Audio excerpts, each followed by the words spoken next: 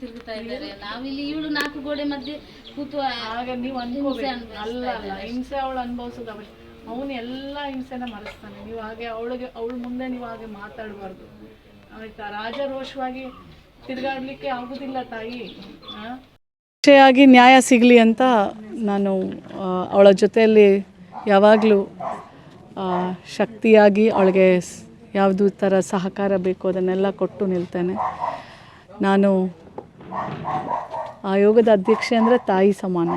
ಮಹಿಳಾ ಆಯೋಗ ಅಂದರೆ ಯಾರೇ ಸಂತ್ರಸ್ತೆ ಬಂದರೂ ತಾಯಿಯಾಗಿ ಅವಳನ್ನು ನಾವು ಅವಳಿಗೆ ಶಕ್ತಿ ತುಂಬಬೇಕು. ಸೊ ಹಾಗಾಗಿ ಅವಳು ನನ್ನ ಮಗಳಾಗಿ ಅವಳಿಗೆ ನ್ಯಾಯ ಸಿಗಲಿ ಅನ್ನೋದು ನನ್ನ ಅಪೇಕ್ಷೆ. ಮತ್ತು ಅವಳ ಮುಂದಿನ ಭವಿಷ್ಯಕ್ಕೂ ಸಹ ಅವಳ ಮುಂದೆ ಎಜುಕೇಷನ್ ಪರ್ಸ್ಯೂ ಮಾಡಲಿಕ್ಕಾಗಲಿ ಎಲ್ಲದಕ್ಕೂ ಸಹಕಾರ ಮತ್ತು ಶಕ್ತಿಯನ್ನು ಅವಳಿಗೆ ತುಂಬ್ತೇನೆ ಅಂತ ಹೇಳಿದ್ದೀನಿ. ಮತ್ತು ಕಾನೂನಲ್ಲಿ ಇಬ್ಬರು ಆಲ್ರೆಡಿ ಹೋರಾಟ ಮಾಡ್ತಾ ಇರೋದ್ರಿಂದ ಅದ್ರ ಬಗ್ಗೆ ಕಮೆಂಟ್ ಮಾಡೋದು ಬೇಡ. ಕಾನೂನಲ್ಲಿ ನ್ಯಾಯ ಸಿಗತ್ತೆ ಅನ್ನೋ ನನಗೆ ಸಂಪೂರ್ಣ ಭರವಸೆ ಇದೆ.